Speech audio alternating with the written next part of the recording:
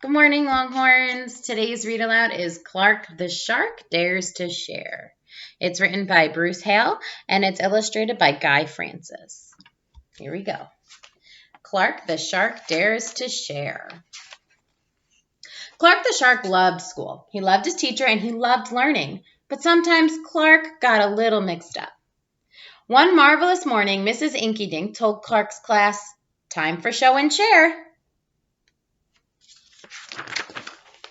Benny Blowfish went first. He played a song so sweet and sassy that Clark couldn't help but dance his funky shark dance, with a hip and a hop and a skiddly-widdly wop. "Sit down, please," said Mrs. Inkydink. "But I was sharing too," said Clark. "Sharing is caring," said Mrs. Inkydink, "and everyone must learn to wait their turn." "I get it," said Clark, but he didn't really.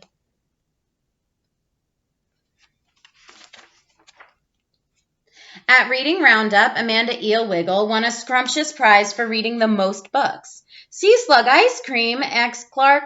"Yum, yum, I want some." "That's up to Amanda," said Mrs. Inkydink. "But sharing is caring," cried Clark. Mrs. Inkydink nodded. "Yes, I'm aware, but the giver chooses when to share." "Sharing is confusing," said Clark. In reef hockey, Clark chose to share his spectacular skills. "Hockey is awesome," he roared. Clark front faked and back faked. He stick checked and decked.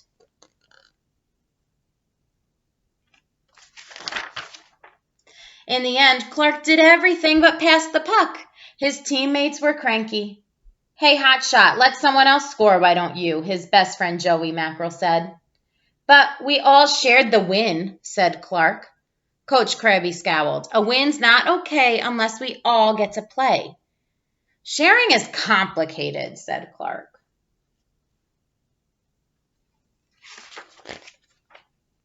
After school, Clark and Joey Mackerel played Sea Wars at Joey's house. "Wow, is that Dark Waiter?"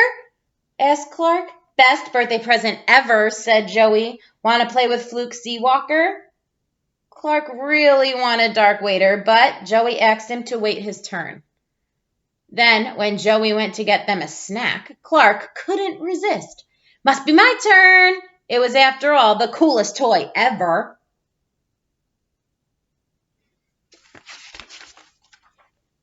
"Sea Wars rocks!" cried Clark. "Pow! Bam! Crunch!"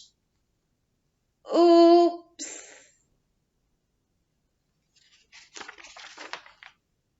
"Clark!" cried Joey. "You broke it." "Sorry," said Clark. I was just sharing." Joey shook his head. "That's not sharing," he said. "That's taking and breaking." Clark the Shark swam home, befuddled and bewildered. He didn't understand sharing at all. When he arrived, Clark found he wasn't the only one who didn't get it.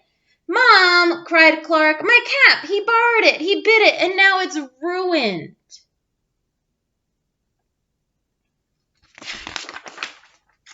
"Teething or no teething," Clark's mother said, "that's no way to treat a cap."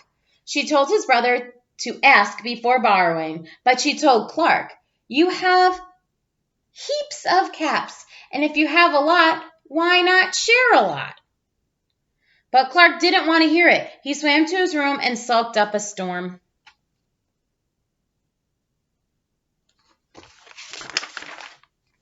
"Sharing is caring," Clark grumbled. "It's not taking and breaking." But this only reminded him of what he had done at Joey's house. Clark's head hurt as if a big, sharky thought was trying to break free.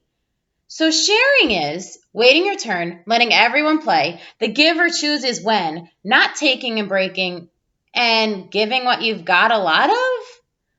Sharing was confusing. But, thought Clark, it also might be worth getting right. "Mom," he asked, "will you help me bake something?"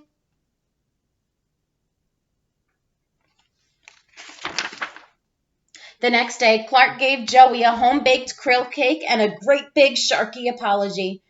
"I think I'll share this with the whole class," said Joey. "Really?" said Clark. Really, said Joey. And when Amanda Eelwiggle saw all that cake being cut up, she said, "You know what goes well with krill cake?" "No, what?" said Clark. "Sea slug ice cream." And just like that, she scooped her treat onto everyone's plates.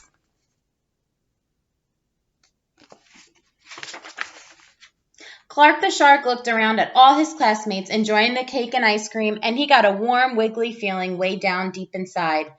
"What is it, Clark?" said Mrs. Inkydink.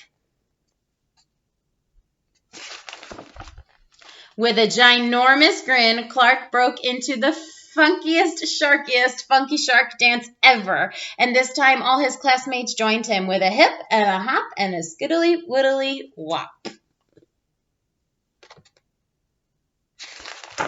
"Sharing is sweet," cried Clark the shark.